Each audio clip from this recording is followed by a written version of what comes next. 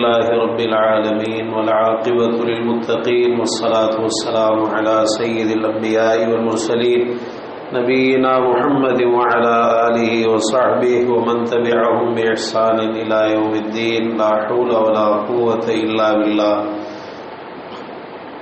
29ویں سپارے کی پہلی سورت سورہ ملک ہے. انتہائی عظمت اور فضیلت کی حامل ہے. رسول اللہ صلی اللہ علیہ وسلم کا ارشاد گرامی ہے ان سورۃ من القرآن 30 آیہ فشفعت لصاحبها حتی غفر له. قرآن مجید کی ایک سورت ہے جس کی 30 آیات ہیں. اپنے پڑھنے والے، یاد کرنے والے اور اپنے اوپر عمل کرنے والے کے لیے وہ سفارش کرے گی یہاں تک کہ اس کو جنت میں داخل کر دیا جائے گا، اس کو جنت میں داخل کروا دے گی. ایک حدیث میں آپ نے فرمایا خاصمت عن صاحبها، کہ اپنے پڑھنے والے کی طرف سے اللہ کی بارگاہ میں جھگڑے گی، یعنی اصرار کرے گی، تکرار کرے گی، حتیٰ کہ اللہ تعالیٰ اسے جنت میں داخل کر دے گا اور اسے معاف فرما دے گا. اسی طرح ایک حدیث میں فرمایا کہ سورۃ تبارک ہی المانعۃ من عذاب القبر، سورہ ملک قبر کے عذاب سے روکنے والی، یعنی قبر کے عذاب سے بچاؤ کا ایک بڑا اہم ذریعہ ہے. پیارے پیغمبر جناب محمد رسول اللہ صلی اللہ علیہ وسلم رات کو سونے سے پہلے سورہ سجدہ اور سورہ ملک کی آپ تلاوت فرمایا کرتے تھے، اور حدیث کے الفاظ ہیں کہ آپ اس وقت تک سوتے نہیں تھے جب تک آپ ان 2 سورتوں کی تلاوت نہ فرما لیتے. اللہ تعالیٰ نے فرمایا بہت ہی بابرکت ہے وہ ذات جس کے ہاتھ میں ہر چیز کی بادشاہت ہے اور وہ ہر چیز پر پوری طرح قدرت رکھنے والی ہے. اللہ تعالیٰ اپنا تعارف کروا رہا ہے.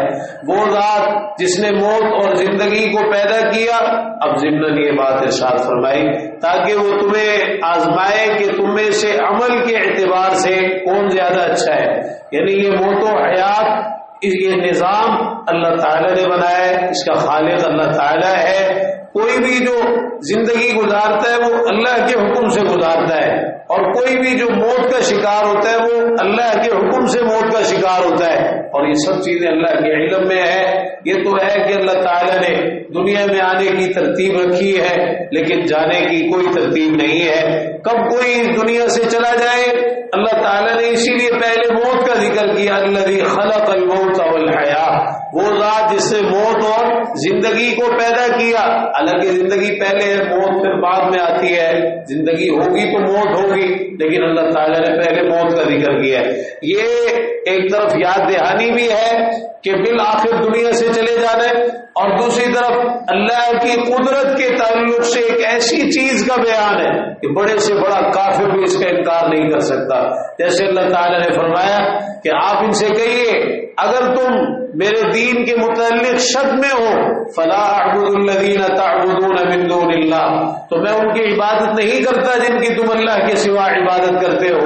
ولکن اعبد اللہ الذی یتوفاکم، میں تو اس اللہ کی عبادت کرتا ہوں جو تمہیں فوت کرتا ہے، جس کی زندگی جو جس کے قبضے میں اور جس کے ہاتھ میں تمہاری زندگی ہے، اور جو تمہیں مارتا ہے، تمہیں دنیا سے ختم کرتا ہے. میں اس اللہ کی عبادت کرتا ہوں. تو بڑے سے بڑا کافر بھی ہو وہ موت کا انکار ہرگز نہیں کر سکتا. تو فرمایا کہ یہ سارا نظام ایک امتحان کے لیے ہے، اور یہ عمل کا امتحان ہے. اور جیسے جیسے قیامت قریب آ رہی ہے، علامات قیامت کا ظہور ہو رہا ہے اور فتنوں کا دور ہے، رسول اللہ صلی اللہ علیہ وسلم نے اس چیز کی نشاندہی فرمائی کہ عمل کے اندر بہت زیادہ کمی آ جائے گی.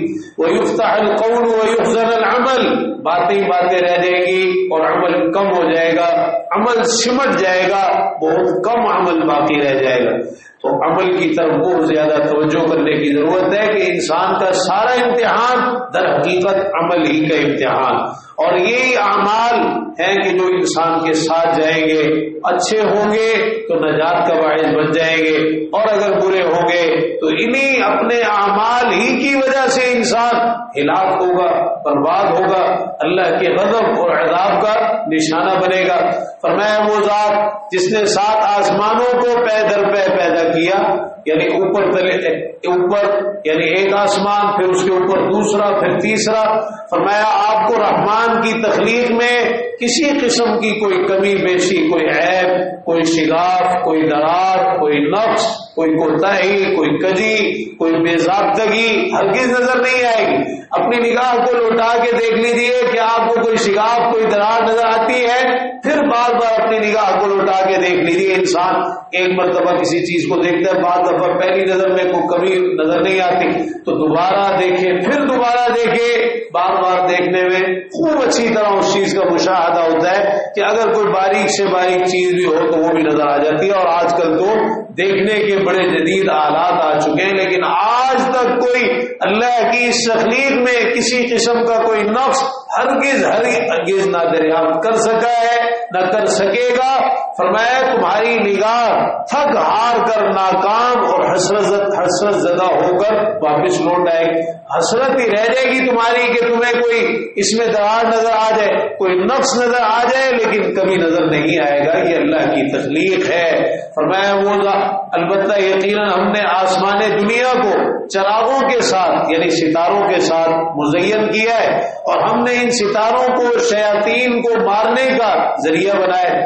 اللہ تعالیٰ نے یہ جو ستارے پیدا کیے ہیں، بہت سارے لوگوں نے ان کے ساتھ غلط عقائد وابستہ کر لیا اور کفر اور شرک کے اندر مبتلا ہو گئے. بعض نے یہ سمجھا کہ شاید جو بارش ہوتی ہے وہ فلاں ستارے کی وجہ سے ہوتی ہے. بعض نے اپنے ستاروں کے ذریعے سے قسمتیں معلوم کرنی شروع کر دی. یہ سارے کفریہ اور شرکیہ عقیدہ ہے. یہ عقیدے کا معاملہ اتنا خطرناک ہوتا ہے. رسول اللہ صلی اللہ علیہ وسلم نے انہی ستاروں کے تعلق سے وہ بات ارشاد فرمائی تھی جب حدیبیہ کے مقام پر آپ نے پڑاؤ ڈالا، فجر کی نماز پڑھائی. صحابہ سے پوچھا تدرون ماذا قال ربکم، صحابہ جانتے ہو تمہارے رب نے کیا کہا ہے؟ صحابہ کہنے لگے اللہ ورسولہ اعلم.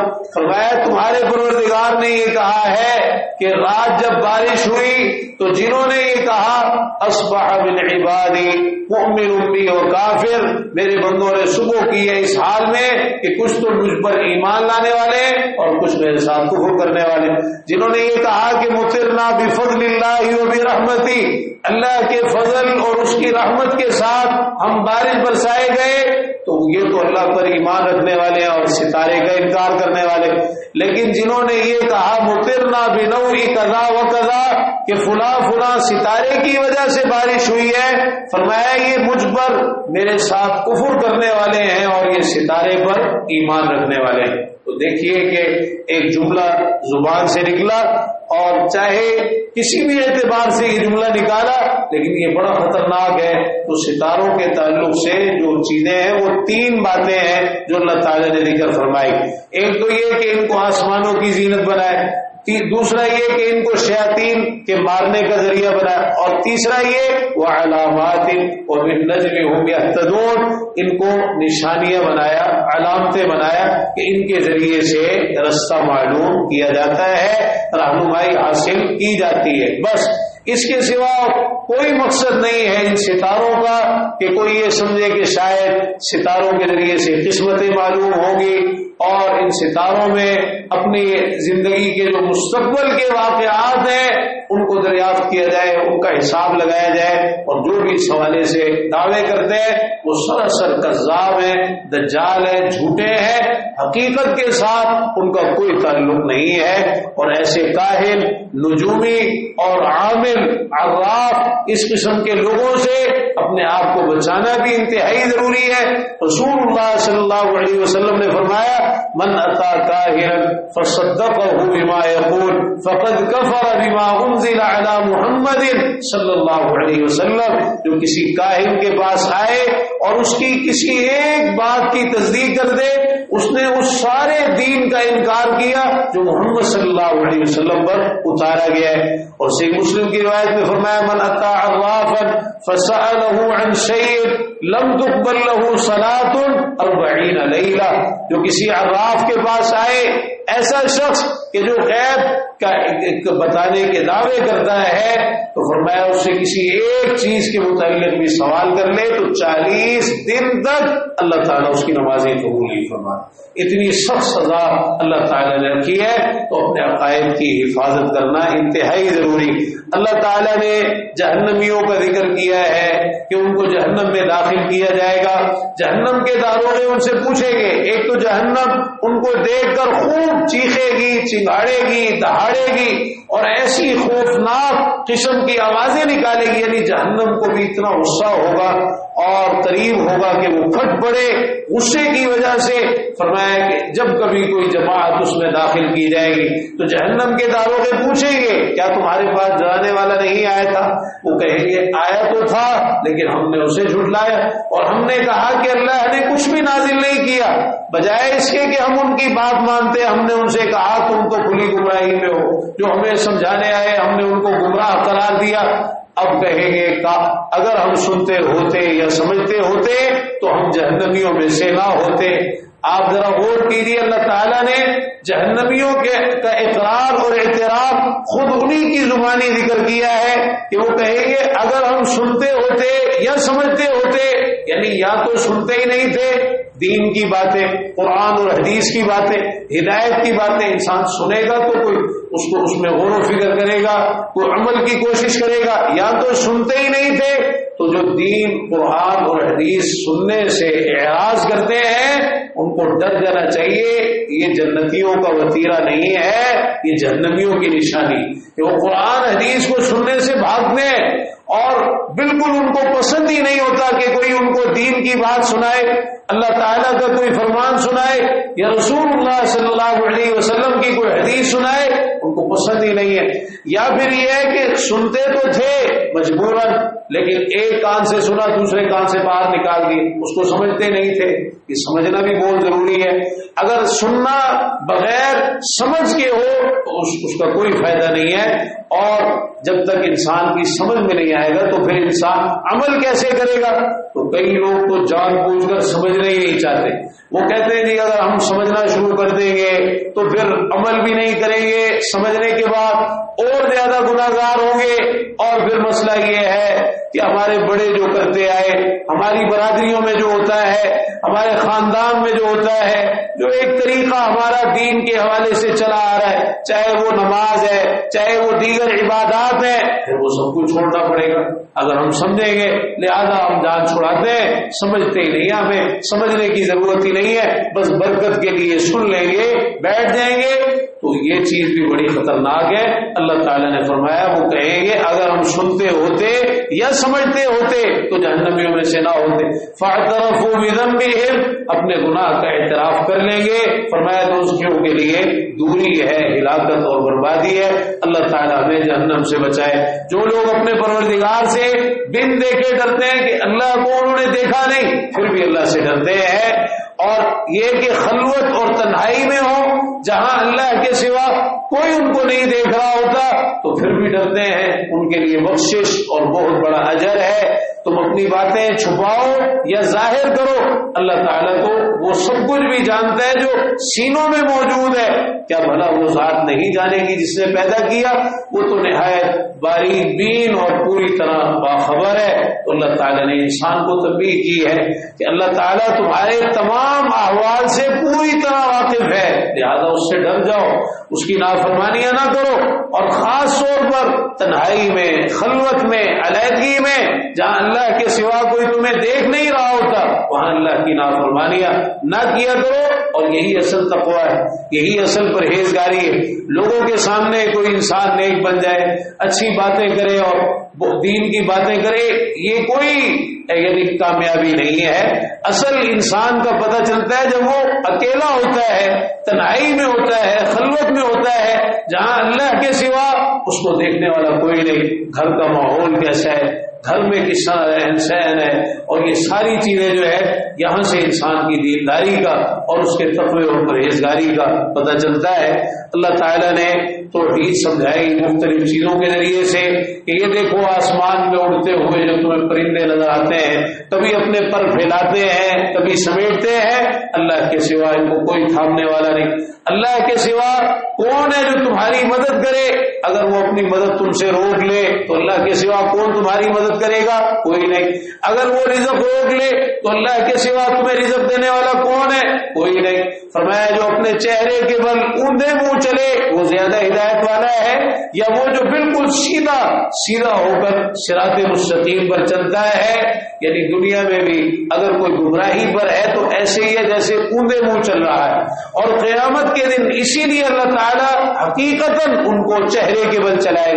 صحابہ کرام رضی اللہ عنہ نے پوچھا کہ کیف یحشر الکافر علی وجہہ یوم القیامہ، کافر کو قیامت کے دن چہرے کے بل کیسے چلایا جائے گا؟ فرمایا وہ اللہ جس نے دنیا میں اس کو 2 ٹانگوں پہ چلایا، کیا وہ اس بات پر قادر نہیں ہے کہ قیامت کے دن اسے چہرے کے بل چلائے؟ یقیناً قادر. فرمایا اگر تمہارا یہ پانی جو ہے گہرائی میں اتر جائے تو رحمان کے سوا اور کون ہے جو تمہارے لیے صاف شفاف نتھرا ہوا پانی لے کے آئے؟ اللہ کے سوا کوئی ہے؟ ہرگز نہیں. تو یہ سب باتیں ذکر کر کے اللہ تعالیٰ نے انسان کو سمجھایا. سورہ قلم میں اللہ تعالیٰ نے حروف مقطعات میں سے ایک حرف نون اس کے ذریعے اس کا آغاز کیا اور قلم کی قسم کھائی. یہ قلم وہ ایک عظیم چیز ہے جس کے بارے میں رسول اللہ صلی اللہ علیہ وسلم نے فرمایا ان اول ما خلق اللہ القلم، اللہ نے سب سے پہلے قلم کو پیدا کیا اور اس سے کہا کہ لکھو. قلم نے کہا کیا لکھوں؟ اللہ تعالیٰ نے فرمایا اکتب ما هو کائن الی الابد، ابد الآباد تک جو کچھ ہونے والا ہے وہ سارے کا سارا لکھ دو. کفار و مشرکین طرح طرح کے اعتراضات کرتے تھے اللہ کے رسول صلی اللہ علیہ وسلم پر. آپ کو دیوانہ کہتے، آپ کو مجنون کہتے، آپ کو شاعر کہتے، آپ کو کاہن کہتے.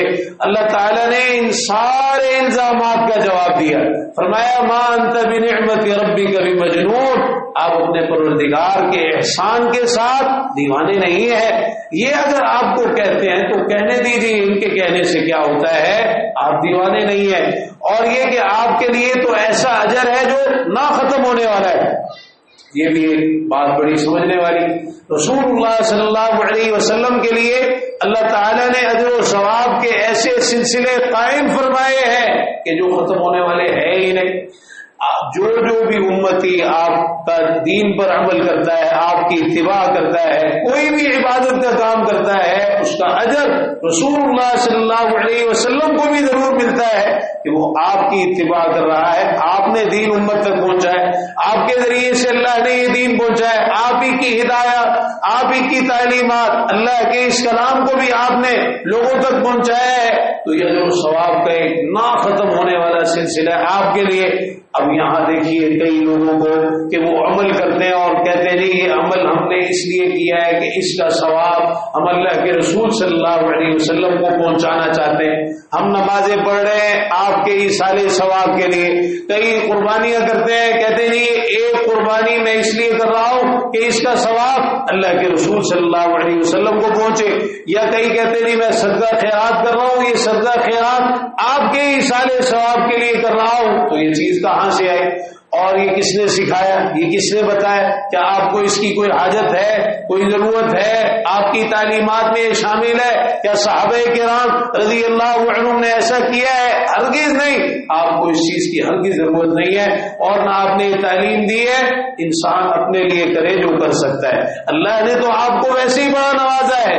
وَإِنَّ لَكَ لَأَجْرًا غَيْرَ مَمْنُونٍ، آپ کے لیے تو اللہ کے اتنے انعامات اور اتنے احسانات ہیں. تمام نبیوں رسولوں کے آپ سردار ہیں، جنت کا دروازہ آپ نے کھلوانا ہے، مقام محمود شفاعت عظمی کا مقام آپ کو حاصل ہوگا، وسیلہ اللہ تعالیٰ نے آپ کو عطا فرمانا ہے. یہ سارے درجے اللہ نے آپ کو عطا فرما دیے. ورفعنا لک ذکرک، اب آپ کو ہرگز اس کی کوئی حاجت نہیں ہے کہ آپ کا کوئی امتی کوئی عمل کرے اور وہ کہے کہ جی یہ عمل میں آپ کے ایصال ثواب کے لیے کر رہا ہوں. تو ایصال ثواب کے یہ طریقے ویسے بھی جائز نہیں ہے. اور اگر کوئی یہ کہے کہ جی اللہ کے رسول صلی اللہ علیہ وسلم کے لیے کر رہا ہوں تو یہ سراسر سنت کے خلاف ہے اور یہ بدعت کے ضمن میں آتا ہے. اس قسم کے کاموں سے اجتناب کرنا چاہیے. فرمایا بلا شبہ بڑے اعلیٰ اور بلند اخلاق پر ہے، آپ کے اخلاق کا ذکر ہے.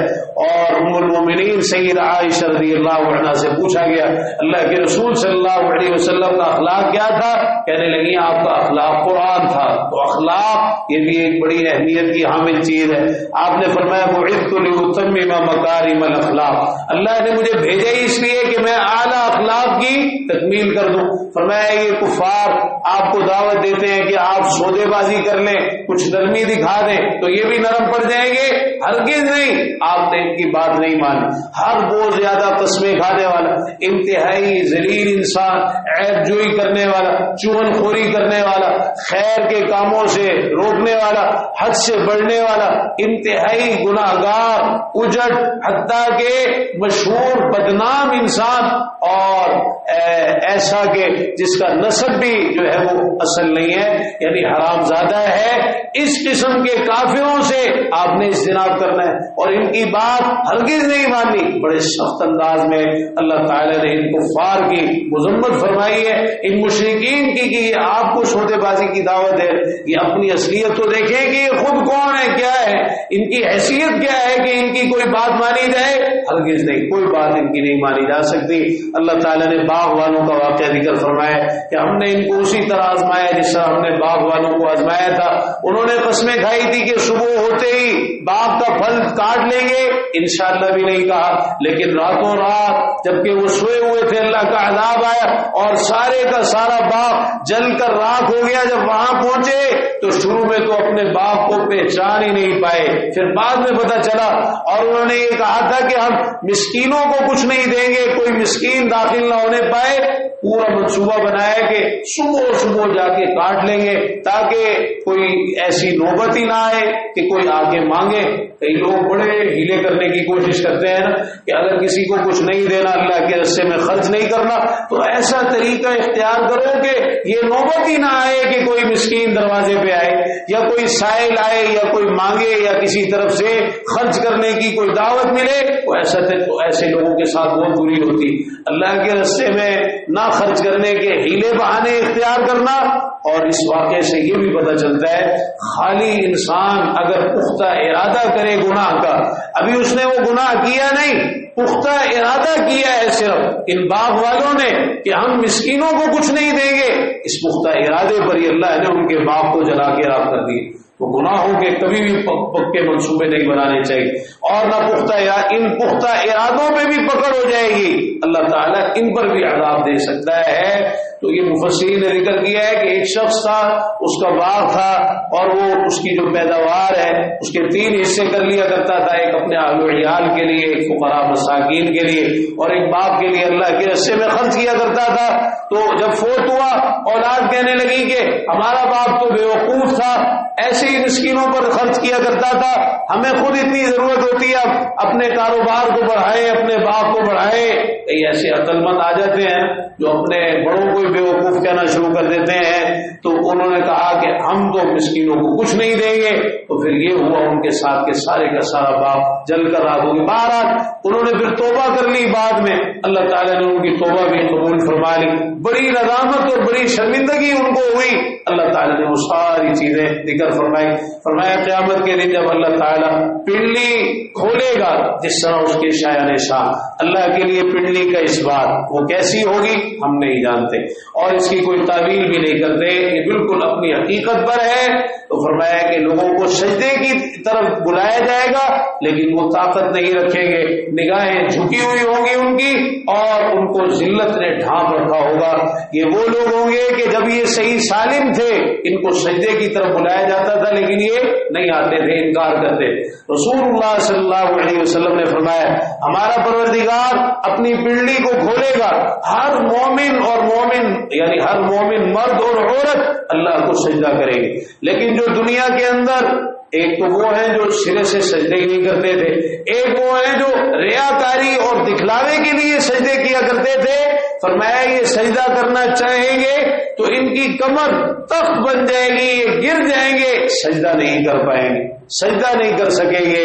تو ڈرنا چاہیے انسان کو، قیامت کے دن بھی سجدہ کرنا ہوگا، سجدے کی دعوت دی جائے گی لیکن یہ سجدہ وہ کر سکے گا جو دنیا میں سجدے کرتا رہا ہے، جو دنیا کے اندر نمازیں پڑھتا رہا، اللہ کی عبادت کرتا رہا. تو جو سجدوں سے دنیا میں منہ موڑتا ہے آخرت میں بھی پھر وہ اللہ کو سجدہ نہیں کر سکے. چاہے گا سجدہ کر لوں لیکن نہیں کر سکے گا۔ فرمایا کہ آپ صبر کیجیے اور اپنے پروردگار کے حکم کے لیے، اور اس طرح نہ ہوئیے جیسے مچھلی والے تھے، یعنی یونس علیہ السلام۔ یونس علیہ السلام نے اللہ کو اس وقت پکارا جب وہ خوب غم سے بھرے ہوئے تھے۔ اگر آپ کے پروردگار کا احسان ان کو نہ پا لیتا تو وہ چٹیل میدان میں پھینک دیے جاتے، جبکہ وہ مذمت کیے ہوئے ہوتے۔ آپ کے رب نے ان کو چن لیا اور نیکوکاروں میں سے بنا دی۔ صبر کی تلقین فرمائی۔ آپ کو جھٹلا رہے ہیں، آپ کا مذاق اڑا رہے، آپ کے خلاف سازشیں کر رہے ہیں، کوئی بات نہیں، آپ صبر کیجیے اور صبر کو تھامے رکھیے، تعلق باللہ کو پختہ اور مضبوط رکھیے، ان کی کوئی پرواہ نہ کیجیے، اپنا کام کرتے چلے جائیے۔ تو دعوت کے میدان میں صبر کی بہت ضرورت ہوتی ہے۔ وہ یہ کہے کہ جی میں نے ایک دفعہ کسی کو نماز کا کہا، یہ تو پڑھتا ہی نہیں، یہ تو ہے ہی ایسا، تو یہ نہیں ہے، یہ تو ساری زندگی کا کام ہے۔ انسان کہتا رہے اور بولتا رہے، دعوت دیتا رہے، اچھے انداز میں سمجھاتا رہے، آگے نتیجہ یہ کسی کے بھی ذمہ نہیں ہے۔ یعنی دعوت کا کام نتیجے کو دیکھ کر نہیں کیا جاتا کہ جی نتیجہ کیا ہے، نتیجہ تو اللہ کے سپرد ہوتا ہے، ہدایت تو اللہ کے ہاتھ میں ہے۔ کچھ تو ایسے ہوتے ہیں جو سیدھے رستے پہ آتے، کچھ ایسے ہوتے ہیں جو اور زیادہ بدعت جاتے ہیں، اور آگے چل کے اللہ تعالیٰ نے فرمایا نا فَمَا لَهُمْ عَنِ التَّذْكِرَةِ مُعْرِضِينَ كَأَنَّهُمْ حُمُرٌ مُسْتَنفِرَةٌ فَرَّتْ مِنْ قَسْوَرَةٍ۔ ان کو کیا ہے کہ نصیحت سے اعراض کر رہے ہیں، گویا کہ گدھے ہوں بدکے ہوئے جو شیر کو دیکھ کے بھاگے ہوں، یعنی ایسے بدک رہے ہیں، نفرت کر رہے ہیں، ان کو نصیحت کی جا رہی۔ تو یہ مختلف کردار ہوتے ہیں۔ اصل کام داعی کا یہ ہے کہ وہ صبر و استقامت کے ساتھ دعوت دیتا رہے۔ فرمایا یہ ایسے گھور گھور کے آپ کو دیکھتے ہیں کہ آپ کو اپنی نگاہوں کے ذریعے سے پھسلا دینا چاہتے ہیں، یعنی نظر لگانا چاہتے ہیں۔ یہ نظر کا ذکر ہے، نظر بد کا ذکر ہے۔ تو نظر بد ایک بڑی خطرناک چیز ہے، اور اکثر و بیشتر حسد کی وجہ سے ہوتی۔ جو لوگ حسد کے اندر مبتلا ہوتے ہیں تو وہ نظر لگانے کی بہت زیادہ کوشش کرتے ہیں، چاہے شعوری طور پر ہو یا غیر شعوری طور پر۔ ہمیں بہت ساری ایسی دعائیں سکھائی گئی، صبح و شام کے اذکار سکھائے گئے، جن کا اہتمام کرنا چاہیے تاکہ انسان شریروں کے شر سے، حاسدوں کے حسد سے محفوظ رہے۔ انسان کے جو بھی دشمن ہوتے ہیں، انسانوں میں سے ہوں یا جنات میں سے ہوں، دونوں نقصان پہنچاتے ہیں اور دونوں ہی بڑے خطرناک ہیں۔ ان سے بچنے کے لیے اور نظر بد سے بچنے کے لیے دعاؤں کا اہتمام، اذکار کا اہتمام انتہائی ضروری ہے۔ سورہ حاقہ میں اللہ تعالیٰ نے آخرت کی ہولناکیاں بیان فرمائی۔ ایک وہ شخص ہوگا جس کو اس کا نام اعمال دائیں ہاتھ میں تھمایا جائے گا، وہ بڑا خوش ہوگا، لوگوں کو کہے گا لو میرا نام اعمال پڑھ لو، مجھے تو یقین تھا کہ میں اپنے حساب سے ملنے والا ہوں۔ یعنی خود لوگوں کو دعوت دے گا، کہے گا دیکھو یہ میرا نام اعمال ہے، جو نیکیاں میں نے کی وہ ساری کی ساری محفوظ رہی۔ فرمایا وہ تو بڑی پسندیدہ زندگی میں ہوگا، بلند و بالا جنتوں میں بڑی عیش و عشرت میں ہوگا، اور طرح طرح کی لذتیں وہاں ان کو حاصل ہوں گی۔ اور دوسرا وہ شخص ہوگا جس کو نام اعمال بائیں ہاتھ میں دیا جائے گا، وہ کہے گا کاش مجھے میرا نام اعمال دیے ہی نہ جاتا، مجھے پتہ ہی نہ ہوتا کہ میرا حساب کیا ہے، کاش موت ہی فیصلہ کر دینے والی ہوتی، موت آتی میرا کام تمام ہو جاتا، مجھے مرنے کے بعد دوبارہ زندہ ہی نہ کیا جاتا، میرے مال نے مجھے کوئی فائدہ نہ دیا، میری سلطنت، میری سلطانی، میری چودراہٹ، میری حکمرانی، میرا عہدہ اور منصب یہ بھی میرے کام نہیں آیا۔ اللہ تعالیٰ حکم دے گا اسے پکڑ لو، زنجیر میں جکڑ دو، ایک ایسی زنجیر میں کہ جس کی پیمائش 70 ہاتھ ہے، اس کو پرو دو۔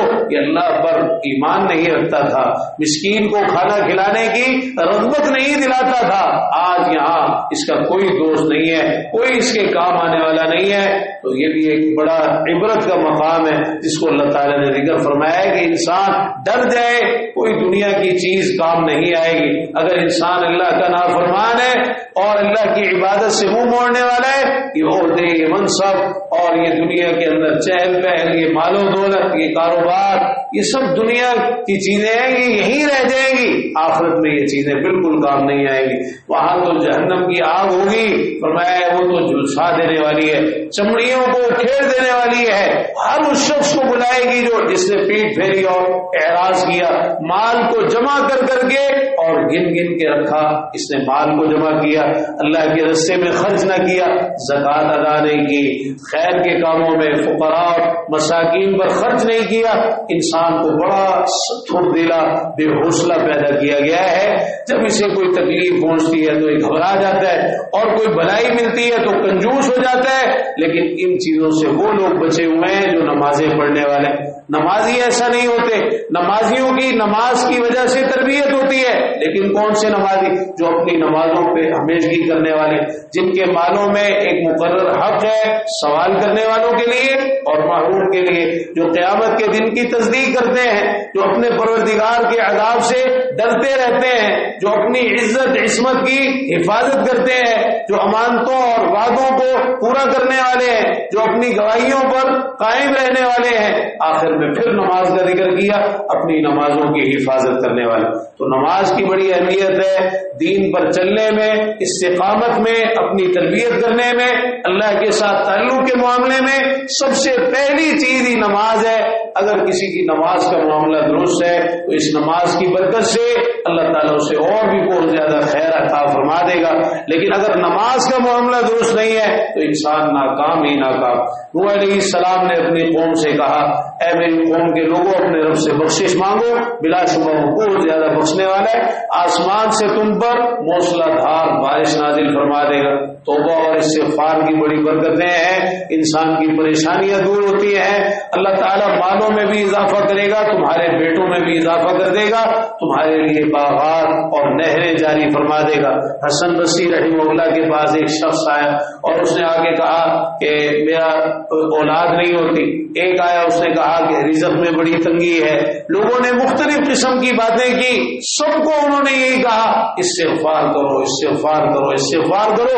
ہر مسئلے کا حل استغفار میں ہے. ایک شخص نے ان سے پوچھا، کہنے لگا آپ نے ہر شخص کو استغفار ہی بتایا. کہنے لگے اپنے پاس سے نہیں کہا، اللہ نے قرآن میں کہا ہے فَقُلْتُ اسْتَغْفِرُوا رَبَّكُمْ إِنَّهُ كَانَ غَفَّارًا. یہ جو نیک لوگ ہوتے ہیں ان کے معاملے میں غلو کرنا یہ بھی انسان کو شرک تک پہنچا دیتا ہے. نوح علیہ السلام کی قوم میں جو شرک ہوا تھا وہ اس کا آغاز اسی وجہ سے ہوا کہ انہوں نے اپنے صالحین کے بارے میں اس قدر غلو سے کام لیا کہ بالآخر انہی کی عبادت اور پوجا شروع کر دی، ان کو اپنا مشکل کشا اور حاجت روا ماننا شروع کر دیا.